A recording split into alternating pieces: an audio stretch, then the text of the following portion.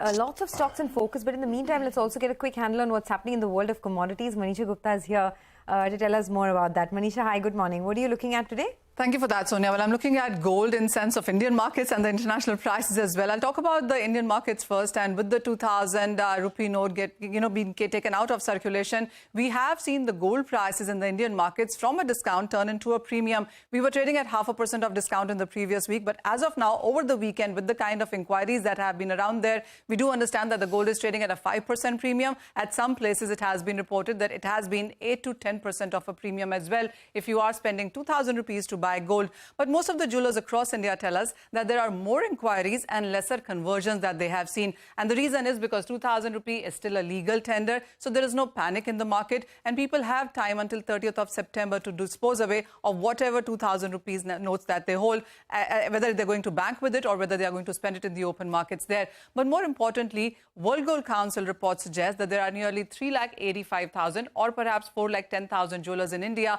The number between that is slightly vague there. Having said that, the way the work is done right now, more and more jewelers are now turning into organized trade. Jewelry business is more organized now. There are stricter KYC norms. Most jewelers tell us that they are miles away from the kind of cash work that was done in jewelry business earlier. So as of now, there is GST implementations. There is BIS hallmarking, which is mandatory. So even if you go out and buy cash, your jewelry in cash, the point is that it is hallmarked. So it is already accounted for. And so there is very less way that you can really, break any kind of rules here or buy things in cash. Also, I just want to take you through on what really happens here. So if you are buying jewelry worth more than 50,000 rupees, then there is a KYC that will need to be done by the jeweler. So that is the money that is there. And if you're buying more than 2 lakh worth of jewelry, as in one bill, then you also need a PAN card to be displayed to the jeweler there. So as I said, it's going to be tough on how people will be converting more cash into jewelry, because much of this business is now organized, and it's going to be slightly tough there as well.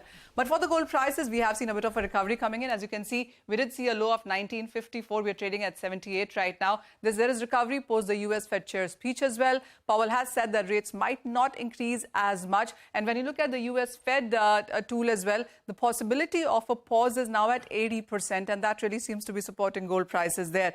Apart from that, the talks on the debt ceiling also are expected to resume today. That's another factor that the street will watch out for. And to add from that, the banking crisis, debt ceiling, massive layoffs, all of those are some of the factors that the street will keep an eye on, in addition to the FOMC meeting minutes that are going to release this week itself. And apart from that, it is the first quarter GDP numbers from US, new home sales, durable goods. So it's a data-heavy week yet again. All right. Thanks a lot for that, Manisha. Well, we have